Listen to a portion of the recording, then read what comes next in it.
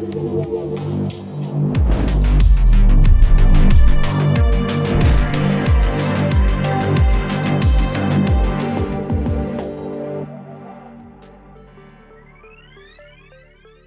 you very much for the opportunity to talk to this prestigious Congress.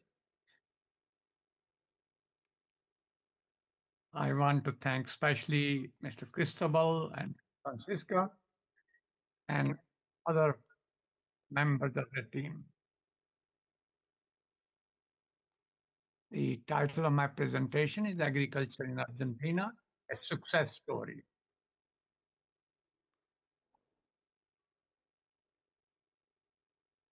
For example, the production of food from 1961, it was 42 million tons. In 2022 is 183 million tons. And that's a great progress because the production has increased 5 times approximately. A factor of 4.9, 4.4 compared to Latin America. Argentina is a global exporter of both crops and animal products. Agricultural export was $53 billion in 2022. Crop production in 1960 to 2020 about $7.5 billion to $45 billion. The oilseed production from 1960 to 20 increased by 3% per year and 10% of crop output in 1960 to 45% in 2020. Livestock production increased 1.3% per year between 1960 and 2000. It is really an impressive success story. The Argentinian pampas, however, which is the breadbasket, the most important part, it needs to be discussed. What are its implications? Area is 52 million hectare, terrain large, flat, level plain, fertile soil suitable for crops and livestock, geology tectonic basin filled with sediment from the Andes, erosion, fine texture, vulnerable to water and wind, and vegetation originally grassland with no trees, climate warm, temperate with mild summer, temperature about 15 degrees Celsius to 18 degrees Celsius. This is a very excellent situation because the rainfall is also 500 millimeter to 1100 millimeter. Therefore, the extensive agriculture until 1940 became intensive agriculture after 1970, and therefore the success story. It's one of the 6 major grain producing regions of the world. I would like to congratulate all of you for this remarkable success. However, everything has a price. No such thing as a free achievement. And some concerns for this intensive agriculture, it has been focused on production rather than on sustainability. It's based on inputs, fertilizers, pesticides, irrigation, energy, monoculture. It has led to environmental degradation, soil degradation, water exploitation, pollution of water and air. Agricultural emissions in Argentina of greenhouse gases in million tons of CO2 equivalent was only 23.2 metric ton of CO2 equivalent, and 2022 it's 42, almost doubled. And therefore the CO2 in the atmosphere is at the moment globally 428 part per million. So agricultural emission in million tons from 24 to 42 in relation to the global production are also affecting. The soil and environmental degradation in the pampas, soil erosion, global warming, drought and change in rainfall patterns, soil organic matter depletion, soil nitrogen loss, and of course the loss of biodiversity. And therefore the challenges of agriculture in Argentina, high annual loss of soil organic matter at field level is alarming. Sustainability at the paddock and farm level must be addressed. High risks of soil erosion and contamination must be taken care of. Area under soybean cultivation has been increasing everywhere, increasing in Uruguay, where it increased dramatically, similar to other Latin American countries. The transformation of pampas into an atmospheric carbon sink is possible. It must happen. It can be done by transforming the agriculture to conservation agriculture, to wheat, soybean, or corn, soybean rotations, to cover cropping, to integrated nutrient management, to soil organ carbon storage in subsoil by deep-rooted cover crops, and also look at the soil inorganic carbon in arid and semi-arid regions. That brings us to the subject of soil health, which is important to address. And soil health refers to soil's capacity as a dynamic and biologically active entity within natural and managed landscapes to sustain multiple ecosystem services for human and nature. Nature conservancy is very important aspect of soil health. And this all depends on input of biomass to the land, which is very critical to restore soil health. Soil has a life-giving power and is considered a living entity. There is a strong connection between soil and life. For example, all life depends on the soil. There can be no life without soil and no soil without life. They have evolved together. Indeed, rhizosphere is the only site in the universe which has the capacity to resurrect death into life. And soil organic matter content is the heart of soil health. It determines all the ecosystem services, such as water quality and renewability, climate change mitigation, food security, and so forth. So maintaining soil carbon is a major goal.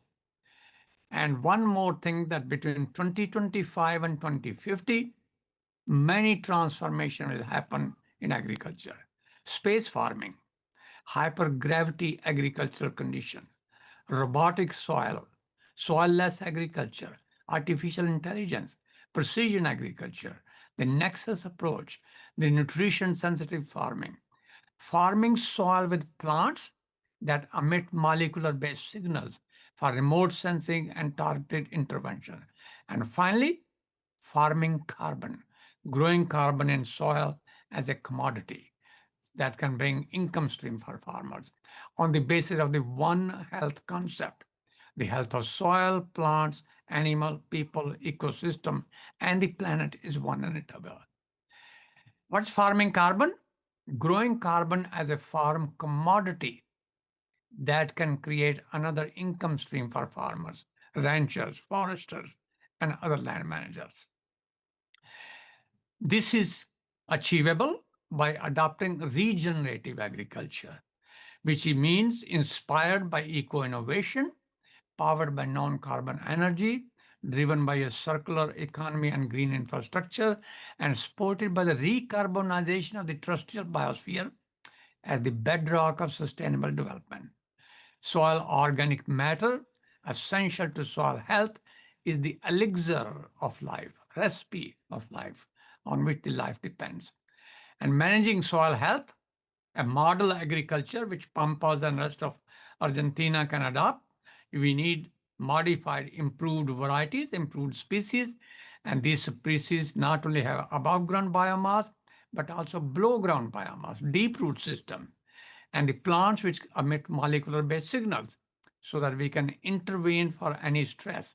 The root system can be improved by soil health through no-till farming, through cover crop, and by integration of crops with trees and livestock. And at the same time as the soil health is improved, soil has a high biodiversity. They become disease suppressive soil. There's a rhizobium and mycorrhiza, which help in integrated nutrient management. And if supplemental nutrients are needed, such as NPK, zinc, water, etc., apply as fertigation directly to the roots in such a way that they are all absorbed by the plants and nothing is leaked into the environment.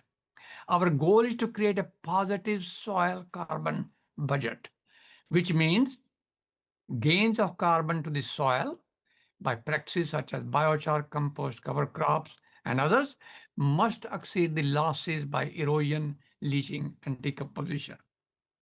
This is the best option. In many cases in the past, what has happened is that the inputs are less than the losses. Therefore, pampas have lost a large quantity of soil organic matter. But with improvement of regenerative agriculture, which creates a positive carbon budget, the technical potential of carbon sequestration in soils of the world is 2.5 billion tons petagram of carbon per year. And between now and 2100, soils of the world can absorb 178 petagram and vegetation of the world 155, total 333, which translates into atmospheric CO2 of 157 parts per million, which means if we find alternative to fossil fuel and we do better agriculture, limiting global warming to 2 degrees centigrade is certainly possible. But the farmer must be rewarded. They must be rewarded at a social value of carbon. And the social value at present is about 200 million tons, $200 per ton, 200 US dollar per ton, which means $50 per credit, which means $50 per ton of CO2. Private sector can play a very important role by promoting nature positive agriculture, by increasing access to inputs, by improving investment in agriculture. And this can be done also by legislation. Rights of soil, just as the universal rights of human, rights of animals, there must be rights of soil and rights of nature. Being the essence of our life, soil must have the rights to be protected, restored, thrive, and managed judiciously. From this point of view, taking the example of the US, for example, we have a Soil Air Act of 1967. We have Clean Water Act of 1972. But if we want to achieve agricultural sustainability, we must have rights of soil. And for that purpose, we need a Healthy Soil Act. This requires policy imperatives and implementation. So I hope Argentina will also consider having a Soil Protection Act.